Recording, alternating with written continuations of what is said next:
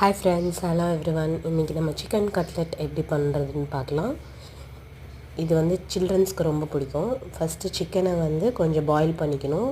Turmeric powder, salt, உருளைக்கிழங்கு சேர்த்து boil பண்ணிவிட்டு அது வெந்ததோன்னா அடுப்பு பற்ற வச்சு இஞ்சி, பூண்டு அது கொஞ்சம் நல்லா வதங்கினோடனே வெங்காயம் எல்லாத்தையும் நல்லா பொடியாக கட் பண்ணிக்கோங்க.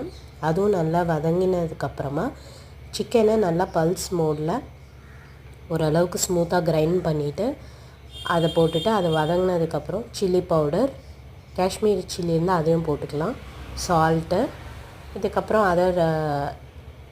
அதர் பவுடர்ஸ் ஆஸ் பர் உங்கள் விஷ் நீங்கள் போட்டுக்கலாம். அப்புறம் உருளைக்கிழங்கையும் மசிச்சு அதெல்லாம் கொஞ்சம் பைண்ட் ஆனோடனே கொஞ்சம் ஆற வச்சோடனே இப்படி நல்லா உருண்டை பிடிக்கிறதுக்கு ஃப்ளாட்டாக தட்டுற அளவுக்கு இருக்கான்னு பார்க்கணும்.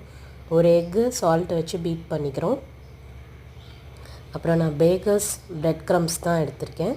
ஸோ ஃபஸ்ட்டு இது எல்லாத்தையும் நல்லா தேவையான ஷேப்ஸ் ரெடி பண்ணிவிட்டு எக்கில் ஒரு டிப் பண்ணிவிட்டு அடுத்ததாக பிரெட் க்ரம்ஸ்லேயும் டிப் பண்ணிக்கணும். ஸோ அதை நல்லா பைண்ட் பண்ணிக்கணும்.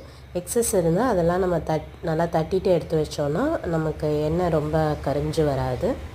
ஸோ இந்த மாதிரி எல்லாத்தையும் நம்ம பிரெட் க்ரம்ஸோட மிக்ஸ் பண்ணி எடுத்து வச்சுக்கணும். இது நமக்கு டைம் இருக்குன்னா கொஞ்சம் நேரம் ஃப்ரீசரில் வச்சு எடுத்து கூட ஃப்ரை பண்ணலாம். வேணும்னா இந்த ஸ்டேஜ்க்கு அப்புறமா நம்ம 1 or 2 வீக்ஸ் ஃப்ரீசரில் ஸ்டோர் பண்ணி வச்சுட்டு கூட அப்பப்போ ஃப்ரை பண்ணிக்கலாம். இன்றைக்கி நாங்கள் ஃப்ரெஷ்ஷாக பண்ணியிருக்கோம்.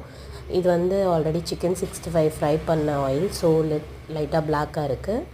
மற்றபடி பிரெட் க்ரம்ஸ்னால இல்லை. ஸோ நம்ம ஃப்ரை பண்ணி எடுத்து வச்சிட்டோன்னா கிட்ஸ்க்கு பிடிச்ச yummy chicken cutlet ready. Thanks.